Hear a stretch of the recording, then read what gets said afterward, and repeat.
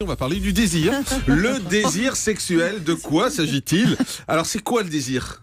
Alors le désir sexuel, c'est une énergie de vie qui apparaît à l'adolescence. Et vous savez peut-être qu'un enfant n'éprouve pas de désir sexuel. Ah bon? Ah non, je savais pas. Ah bon? Bah non. Pourtant, mais il éprouve quand même quelque chose, c'est-à-dire une grande curiosité. Mais pas de désir. on dit que même les bébés ont des érections, par exemple. Ah oui, voilà, ils ont des érections, mais l'érection n'est pas équivalent au désir. Quand vous dormez la nuit, que vous avez une érection, c'est pas du désir sexuel, c'est un réflexe. Un peu quand même, non? Peut-être chez vous. Mais non, mais c'est pas dû au rêve érotique, ces choses-là? Non, c'est pas dû au rêve érotique. Même quand on a des rêves non érotiques, un homme, il a des érections toutes les nuits. Donc mais ça se déclenche comment, ce désir sexuel? Alors, ce désir, il se déclenche déjà à la puberté grâce aux hormones, donc à la testostérone, en grande partie, chez les hommes et chez les femmes. Et chez les femmes, c'est aussi lié aux œstrogènes, c'est-à-dire que les femmes ont plus de désir au moment de l'ovulation. Au pic de l'ovulation, elles sont toutes pimpantes et elles ont beaucoup plus de libido, en fait, à ce moment-là. Donc, chez l'homme, le désir est beaucoup plus stable dans le temps, parce que les testicules fabriquent de la testostérone de manière stable. Et chez les femmes, elles fabriquent aussi de la testostérone par les surrénales et les ovaires. C'est stable, mais en plus, elles ont leur cycle qui font que leur désir fait des vagues. Quels sont les autres types de désir sexuel? Alors, le désir sexuel, il y en a plusieurs sortes. Il y a la pulsion sexuelle, qui est le désir auquel on pense quand on parle de désir sexuel. C'est tout simplement une force qui nous pousse à nous reproduire, en fait. C'est la nature qui se dit, il faut absolument que cette espèce ne meure pas, tellement elle est précieuse. Et donc, elle nous donne un désir sexuel et aussi du plaisir pour qu'on ait envie de recommencer. Plus le plaisir, non? Parce que quand on a un désir sexuel, c'est pas pour se reproduire. Pour la nature, oui. Nous, on se dit pas, je veux me reproduire, mais c'est en fait... Comment on veut beaucoup se reproduire, hein? Ah mais oui, la nature se dit, il faut absolument qu'il y ait une reproduction. C'est pas seulement le plaisir, parce que c'est très important, parce que si avec l'orgasme, par exemple, la masturbation suffirait. On a du désir, on est attiré vers une autre personne, c'est la nature qui veut qu'on se reproduise. Même si ça sert pas qu'à ça, il y a d'autres plaisirs que le désir de se reproduire, heureusement. Et on a réussi à séparer ça grâce à la contraception maintenant, hein, heureusement.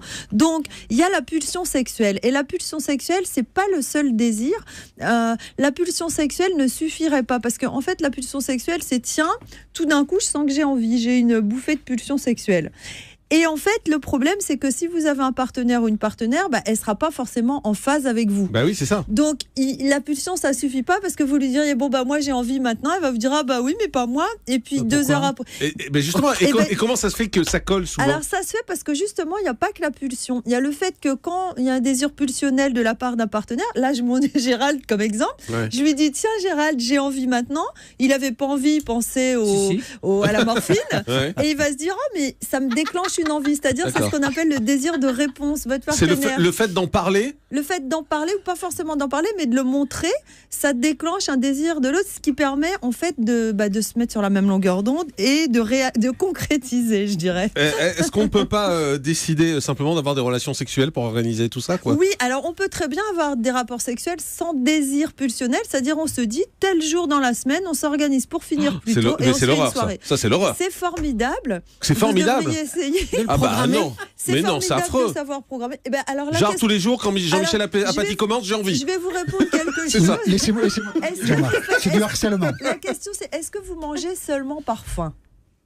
Bah non, par plaisir aussi. C'est pareil, la sexualité, on peut faire l'amour par plaisir, même si on n'avait pas d'envie au départ. C'est pareil. Bon, donc vous trouvez que c'est pas étrange de planifier son désir sexuel? C'est formidable de savoir faire ça en plus des pulsions sexuelles, et ça n'empêche pas d'avoir aussi des... Mais c'est quoi l'intérêt de planifier? J'arrive pas à comprendre. L'intérêt de planifier, c'est que vous, par exemple, Jean-Marc, vous travaillez 80 heures par semaine. Le soir, vous êtes occupé, le week-end aussi. Si vous planifiez pas, vous allez vous dire dans 3 mois, mais j'ai eu aucun rapport sexuel en 3 mois. Donc ça permet de repousser, de se dire, je vais prévoir une après-midi pour avoir un rapport sexuel, pour avoir une après-midi de sensualité. Ça permet d'avoir une vie sexuelle. Et est-ce que c'est grave de ne pas avoir de rapport sexuel pendant 3 mois?